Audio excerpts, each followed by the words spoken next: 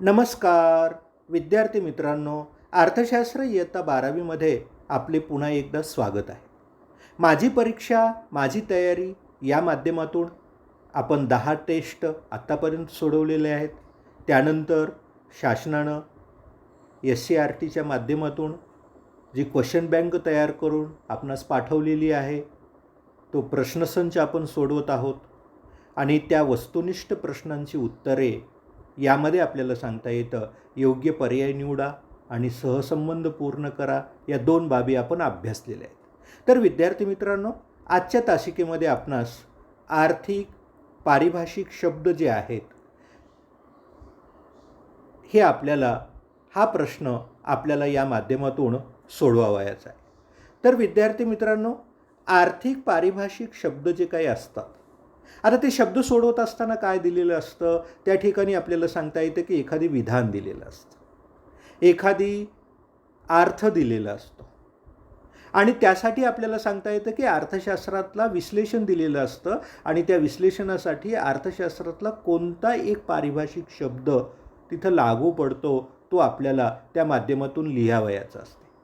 आता या माध्यमातून आपण काही प्रश्नांचा सराव केला की आपोआपच आपल्याला सहज पद्धतीनं ही प्रश्न आपल्याला सोडवता येऊ शकतात. यामध्ये क्वेश्चन बँकमध्ये आर्थिक पारिभाषिक शब्दामध्ये जो काही पहिला प्रश्न देण्यात आलेला आहे तो काय आहे ते आपण पाहू. अर्थव्यवस्थेची अशी शाखा जी अर्थव्यवस्थेच्या लहान भागाशी संबंधित आहे. आता अर्थव्यवस्थेच्या अभ्यासामध्ये आपल्याला माहिती आहे की सूक्ष्म अर्थशास्त्र आणि स्थूल अर्थशास्त्र या 2 शाखा आहेत. स्थूल अर्थशास्त्रामध्ये संपूर्ण अर्थव्यवस्थेचा अभ्यास केला जातोय, तर सूक्ष्म अर्थशास्त्रामध्ये वैयक्तिक घटकांचा लहानात लहान भागांचा अर्थव्यवस्थेतला लहानात लहान भाग अभ्यासला जातो. मग या माध्यमातून यासाठी अर्थव्यवस्थेची अशी शाखा आहे की जी अर्थव्यवस्थेच्या लहान भागाशी संबंधित आहे. मग लहान भागाशी संबंधित असलेली शाखा म्हटलं की आपल्याला त्या माध्यमातून सूक्ष्म अर्थशास्त्र हा पारिभाषिक शब्द या ठिकाणी आपल्याला वापरता येतो. आर्थिक पारिभाषिक शब्द आपल्याला या माध्यमातून आपल्याला सांगता येतं की अशा पद्धतीनं आपल्याला प्रश्न सोडवायचे असतात. त्यामध्ये आपण दुसरा जो काही प्रश्न देण्यात आलेला आहे तो आपण सोडवूया. आता दुसऱ्या प्रश्नामध्ये पहा, दुसऱ्या प्रश्नामध्ये आपल्याला सांगता येतं की अर्थव्यवस्थेतील सद्यस्थितीत उत्पादित केलेल्या सर्व वस्तू व सेवांच्या किमतीची सरासरी. आपण व्यवस्थित पद्धतीनं विश्लेषण आपल्याला वाचायचं असतं, ते विधान आपल्याला वाचायचं असतं. आता काय दिलेलं आहे, अर्थव्यवस्थेच्या सद्यस्थितीमध्ये म्हणजे सद्यस्थितीमध्ये उत्पादित केलेल्या सर्व वस्तू आणि सेवा असतात, त्या किमतीची सरासरी जी काही काढलेली असते, त्या किमतीच्या सरासरीला आपल्याला मानता येतं की किमतीची सरासरी म्हणले की ती किंमत पातळी असते. मग ती कोणती किंमत पातळी असते, तर आपल्याला सांगता येतं की सर्वसाधारण किंमत पातळी असं आपण त्याला म्हणतो. आणि या माध्यमातून आपल्याला सांगता येतं की अर्थव्यवस्थेमध्ये सद्यस्थितीत उत्पादित केलेल्या सर्व वस्तू आणि सेवा जे काही असतात त्यांची किंमत असते, त्या किमतीची सरासरी जी काही असते त्याला सर्वसाधारण किंमत पातळी असं आपण म्हणतो. सर्वसाधारण किंमत पातळी वाढली की भाववाढ होत आहे असं आपण म्हणतो. या माध्यमातून आपल्याला सांगता येतं की तिसरा जो काही प्रश्न या प्रश्नसंचामध्ये देण्यात आलेला आहे तो आपण अभ्यासूया. त्यामध्ये तिसऱ्या प्रश्नामध्ये काय दिलेलं आहे, तर वस्तूची मालकी एका व्यक्तीकडून दुसऱ्या व्यक्तीकडे हस्तांतरित होते. आता पहा, उपयोगिता विश्लेषण आपण अभ्यासलेलं आहे. त्या माध्यमातून वस्तूची मालकी असते ती एका व्यक्तीकडून दुसऱ्या व्यक्तीकडे हस्तांतरित होत असते. उपयोगितेचे प्रकार आपण अभ्यासलेले आहेत. त्या माध्यमातून आपल्याला सांगता येतं की जेव्हा मालकी हक्क एका व्यक्तीकडून दुसऱ्या व्यक्तीकडे दिला जातो, हस्तांतरित दिला जातो, त्याला आपण स्वामित्व उपयोगिता असं आपण म्हणतो. म्हणजे वस्तूची मालकी आहे त्या एका व्यक्तीकडून दुसऱ्या व्यक्तीकडे हस्तांतरित होते. आपण एका दुकानातून वह्या आपण विकत घेतल्या, वह्यांची मालकी त्या दुकानदाराकडे होती, पण किंमत दिल्यानंतर आता आपण विकत घेतलेल्या आहेत, त्या मालकी आपल्याकडे आलेली आहे. स्वामित्व उपयोगिता असं आपण म्हणतो, का तर त्या वस्तूचे आपण मालक झालो, त्याला आपण स्वामित्व उपयोगिता असं आपण म्हणतो. या माध्यमातून त्या पुढला जो काही प्रश्न आहे तो आहे चौथा प्रश्न. आता चौथ्या प्रश्नामध्ये काय दिलं हे आपण पाहूया. आता पहा, चौथा प्रश्न आहे, वस्तूंच्या सर्व नगाच्या उपभोगापासून उपभोक्त्याला प्राप्त होणाऱ्या एकत्रित उपयोगितेची बेरीज. आता उपयोगिता विश्लेषणामध्ये आपल्याला आपण अभ्यासलेलं आहे, त्यामध्ये सीमांत उपयोगिता, एकूण उपयोगिता आपण अभ्यासलेली आहे. आता काय म्हटलेलं आहे इथं, वस्तूच्या सर्व नगांच्या उपभोगापासून उपभोक्त्याला प्राप्त होणारी एकत्रित उपयोगिता. एकत्रित उपयोगिता म्हणजे काय, सीमांत उपयोगितेची ती बेरीज आहे. सर्व नगांच्या सेवनापासून मिळणारी एकत्रित उपयोगिता आहे, म्हणून तिला आपण काय म्हणतोय, एकूण उपयोगिता असं आपण म्हणतो. त्या पुढला पाचवा जो काही प्रश्न आहे तो आहे, विशिष्ट काळात विशिष्ट किमतीला बाजारातील सर्व उपभोक्त्यांनी केलेली मागणी. आता आपल्याला सांगता येतं की विशिष्ट वेळी विशिष्ट किमतीला एका उपभोक्त्याने केलेली मागणी असते, तिला आपण वैयक्तिक मागणी असं आपण म्हणतोय. आता इथं काय आहे, विशिष्ट काळात विशिष्ट किमतीला बाजारातील सर्व उपभोक्त्यांनी केलेली मागणी म्हणजे वैयक्तिक मागणीची बेरीज आहे, सर्व उपभोक्त्यांनी केलेली मागणी आहे. तिला कोणती मागणी म्हणतोय आपण, तर तिला आपल्याला सांगता येतं की आपण बाजार मागणी असं आपण म्हणतो. त्यासाठी पारिभाषिक शब्द जो काही आपण निवडलेला आहे तो आहे बाजार मागणी. त्या पुढला जो काही सहावा विधान आहे, सहावा जो काही प्रश्न आपल्याला देण्यात आलेला आहे तो काय आहे ते आपण पाहूया. आता सहावा प्रश्न कोणता आहे, सहाव्या प्रश्नामध्ये आपल्याला सांगता येतं की सहाव्या प्रश्नामध्ये पहा, एका वस्तूची मागणी जी अनेक उपयोगासाठी केली जाते.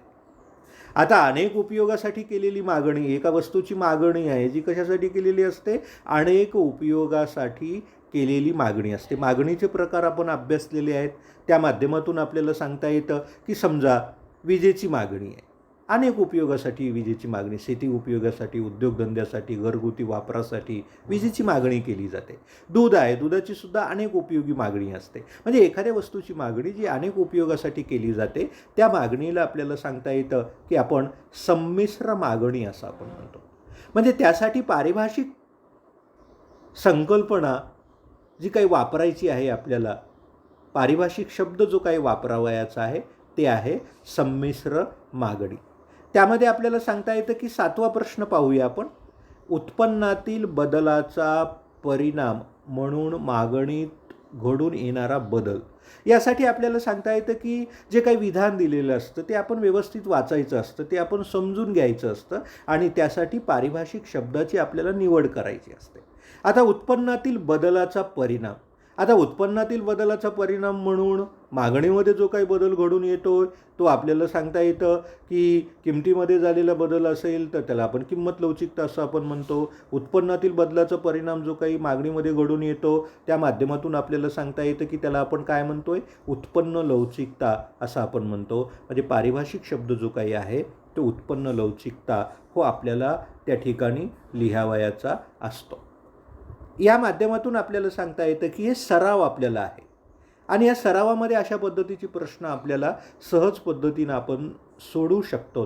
आता पहा, यामध्ये त्या पुढील आठवा प्रश्न काय दिलेला आहे, किमतीत अल्प किंवा जास्त बदल न होता मागणीत अनंत होणारा बदल.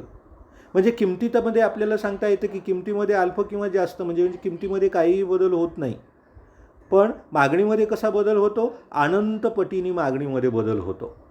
आता आपल्याला सांगता येतं की मागणीच्या किंमत लवचिकतेचे प्रकार आहेत. त्यामध्ये पहिला प्रकार आपल्याला माहिती आहे की ज्याला आपण अनंत लवचिक मागणी किंवा संपूर्ण लवचिक मागणी असं आपण म्हणतो. त्यामध्ये किमतीमध्ये अल्पसा बदल झाला किंवा नाही झाला तरी मागणीमध्ये बदल कसा होता, अनंत होतो. त्याला आपण काय म्हणतोय, अनंत किंवा संपूर्ण लवचिक मागणी हा पारिभाषिक शब्द या पद्धतीनं आपल्याला या ठिकाणी लिहावयाचा असतो. आता नववा प्रश्न आहे. नववा प्रश्न काय दिलेला आहे, इतर घटक स्थिर असताना किमतीत वाढ झाल्यास पुरवठा देखील वाढतो. आता आपल्याला माहिती आहे की इतर घटक स्थिर म्हणजे इतर परिस्थिती स्थिर असताना किमतीमध्ये बदल झाला, किमतीमध्ये काय झालेली आहे, वाढ झालेली आहे. किमतीमध्ये वाढ झाल्यानंतर पुरवठा देखील वाढत असतो, त्याला आपण पुरवठ्यातील विस्तार असं आपण म्हणतो. पारिभाषिक शब्द त्यासाठी पुरवठ्यातील विस्तार असा आपण वापरतो. म्हणजे इतर घटक कायम आहेत, इतर घटकामध्ये काही बदल झालेला नाही. बदल कशामध्ये झालेला आहे? किमतीमध्ये. किंमत काय झालेली आहे? वाढलेली आहे. किंमत वाढल्यानं पुरवठा वाढतो, त्याला आपण पुरवठ्यातील विस्तार असं आपण म्हणतोय. या पुढला जो काही प्रश्न देण्यात आलेला आहे, तो पुढला प्रश्न काय आहे ते आपण पाहूया. यामध्ये 10वा प्रश्न आहे. एका जादा नगसंख्येचे उत्पादन केल्यानंतर, एका जादा नगसंख्येचे उत्पादन केल्यानंतर खर्चात झालेली जी काही निव्वळ वाढ असते. आता आपण एकूण खर्च म्हणजे काय आपण अभ्यासलेलं आहे.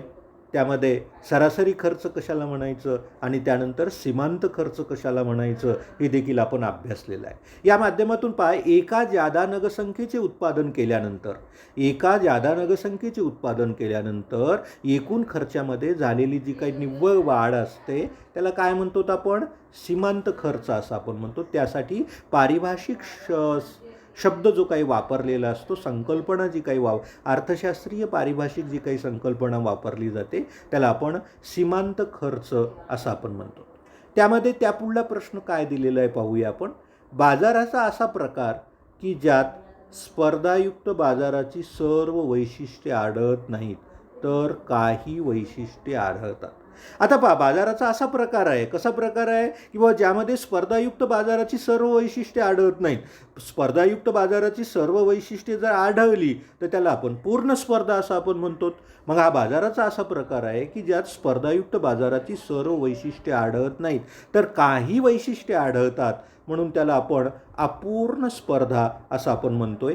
ही संकल्पना म्हणजे पारिभाषिक शब्द अशा पद्धतीनं आपल्याला निवडता येतो, सोडवता येतो.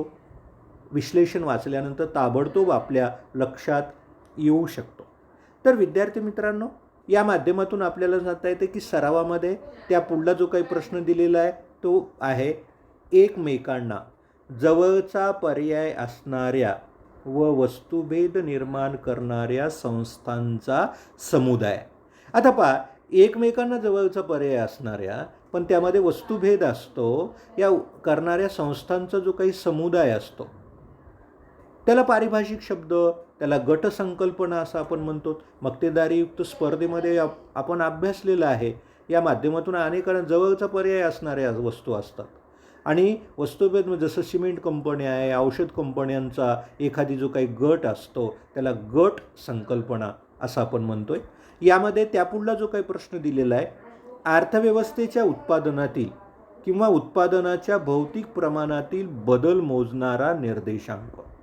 आता अर्थव्यवस्थेच्या उत्पादनातील, अर्थव्यवस्थेमध्ये उत्पादनातील किंवा उत्पादनाच्या भौतिक प्रमाणातील म्हणजे क्वांटिटीमध्ये, नगसंख्येमध्ये भौतिक प्रमाणातील बदल काय झालेला आहे हा मोजणारा जो काही निर्देशांक असतो त्याला आपल्याला सांगता येतं की आपण संख्यात्मक निर्देशांक असं आपण म्हणतो. यासाठी पारिभाषिक शब्द आपण संख्यात्मक निर्देशांक हा आपण वापरतो.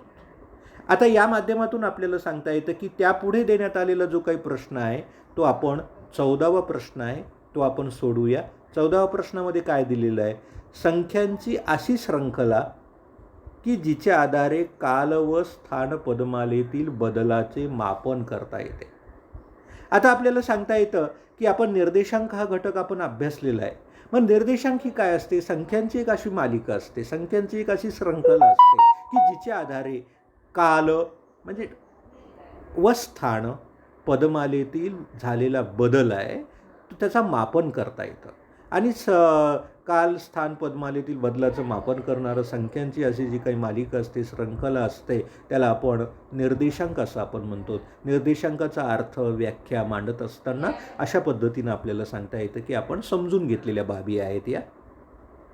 त्यामध्ये त्यापुढला जो काही प्रश्न आहे, देशाच्या भौगोलिक सीमारेषेत एका वर्षाच्या कालावधीत उत्पादित केलेल्या सर्व अंतिम वस्तू व सेवांचे बाजारभावानुसार येणारे स्थूल मूल्य आहे. आता व्यवस्थित पद्धतीनं आपण आधी विश्लेषण वाचून घ्यायचं असतं, समजून घ्यायचं असतं. आता काय म्हटलं आहे? देशाच्या भौगोलिक सीमारेषात. देशाच्या भौगोलिक सीमारेषेत म्हणजे देशांतर्गत आहे. एका वर्षाच्या कालावधीत उत्पादित केलेल्या सर्व अंतिम वस्तू व सेवांचे बाजारभावानुसार येणारे जे काही स्थूल मूल्य आहे, आता देशाच्या भौगोलिक सीमारेषेचं आहे, म्हणून आपल्याला सांगता येतं की त्याला आपण स्थूल देशांतर्गत उत्पादन असा पारिभाषिक शब्द, संकल्पना आपण वापरत असतो. या माध्यमातून आपल्याला सांगता येतं की यापुढे देण्यात आलेला जो काही प्रश्न यामध्ये आहे तो कोणता आहे ते आपण अभ्यासू. यामध्ये आपल्याला सांगता येतं की उत्पादन प्रक्रियेमध्ये वापरल्या जाणाऱ्या भांडवली वस्तू व यंत्रसामुग्रीची होणारी झीज. आता पहा, उत्पादनाच्या प्रक्रियेमध्ये वापरल्या जाणाऱ्या आपण भांडवली वस्तू मोठ्या प्रमाणामध्ये वापरतो. यंत्रसामुग्री आणि यंत्रसामुग्रीची होणारी झीज जी काही असते त्याला आपल्याला सांगता येतं की घसारा असं आपण म्हणतो. म्हणजे निव्वळ राष्ट्रीय उत्पन्न काढत असताना स्थूल राष्ट्रीय उत्पन्नातून तो वजा केला जातो. म्हणजे थोडक्यात आपल्याला सांगता येतं की उत्पादनाच्या प्रक्रियेमध्ये वापरले जाणाऱ्या भांडवली वस्तू व यंत्रसामुग्रीची होणारी झीज असते, त्या झीजेला आपण काय म्हणतो, घसारा. हा आपल्याला सांगता येतं की संकल्पना, पारिभाषिक शब्द आपण वापरतो. आता त्यामध्ये पहा, वस्तू व सेवावर लागू केला जाणारा कर. आता वस्तू व सेवावर लागू केणारा जो काही कर आहे त्याला आपण वस्तू व सेवा कर, त्याला आपल्याला सांगता येतं की त्याला आपण GST असं आपण म्हणतो. आता हे कशाचं आहे, तर ही संकल्पनेमध्ये कशाचं उदाहरण आहे, वस्तू व सेवावर लागू केला जाणारा त्याला आपण अप्रत्यक्ष कर असं आपण म्हणतो. या माध्यमातून आपल्याला सांगता येतं की वस्तू व सेवावर लागू केला जाणारा जो काही कर असतो तो प्रत्यक्ष कर नाही, तर इनडायरेक्ट टॅक्स असतो, अप्रत्यक्ष कर असतो. त्याला आपण वस्तू सेवा कर GST असं आपण म्हणतोय. या माध्यमातून आपल्याला सांगता येतं यापुढे देण्यात आलेला जो काही प्रश्न आहे तो आहे सरकारचे सार्वजनिक खर्च व सार्वजनिक उत्पन्नाशी निगडीत असणारे धोरण. आता आपल्याला सांगता येतं की सरकारचं सार्वजनिक खर्च, सार्वजनिक उत्पन्न यांचं वित्तीय धोरण जे काही असतं, सरकारचं सार्वजनिक खर्च आणि सार्वजनिक उत्पन्नाचं निगडीत असणारं जे धोरण असतं, कोणाचं धोरण आहे, सरकारचं आहे. म्हणून त्याला आपल्याला सांगता येतं की राज्य वित्तीय धोरण हा पारिभाषिक शब्द या माध्यमातून वापरला जातोय. आता त्यापुढला प्रश्न आपण अभ्यासूया. ठराविक कालावधीसाठी ठेवल्या जाणाऱ्या ठेवी. म्हणजे अशा ठेवी असतात की ते आपल्याला सांगता येतं की बँकेमध्ये ग्राहक जे काही असतात ठराविक कालावधीसाठी एका विशिष्ट मुदतीसाठी ठेवल्या जाणाऱ्या जे काही ठेवी असतात त्यासाठी पारिभाषिक शब्द त्याला आपण मुदत ठेवी असं आपण म्हणतोय. आता या माध्यमातून आपल्याला सांगता येतं की पुढला जो काही प्रश्न देण्यात आलेला आहे त्यामध्ये आपल्याला सांगता येतं की 20वा प्रश्न आहे आणि तो प्रश्न या माध्यमातून आपण अभ्यासूया. पैशाच्या प्रमाणाचे व्यवस्थापन करून आर्थिक विकासाची गती वाढविण्यासाठी मध्यवर्ती बँकेद्वारे लागू केलेले धोरण. म्हणजे पैशाच्या प्रमाणाचं व्यवस्थापन करण्यासाठी आणि आर्थिक विकासाची गती वाढविण्यासाठी मध्यवर्ती बँक आपल्याला सांगता येतं की मध्यवर्ती बँकेचं जे काही धोरण असतं 3 महिन्याला मध्यवर्ती बँक आपलं धोरण जाहीर करत असते, त्याला आपण पतधोरण असं आपण म्हणतो. का तर पतपैशावर नियंत्रण ठेवणं, त्याचं प्रमाण आहे, त्याचं व्यवस्थापन राखणं, त्यासोबतच आर्थिक विकासाची गती वाढविण्यासाठी मध्यवर्ती बँकेद्वारे लागू केलेलं जे काही धोरण असतं त्याला आपण पतधोरण हा पारिभाषिक शब्द आपण वापरत असतो. आता या माध्यमातून आपल्याला सांगता येतं की त्यापुढला 21वा जो काही प्रश्न या माध्यमातून देण्यात आलेला आहे तो आपण अभ्यासूया. एका देशाने दुसऱ्या देशाकडून केलेली वस्तू व सेवांची खरेदी आहे.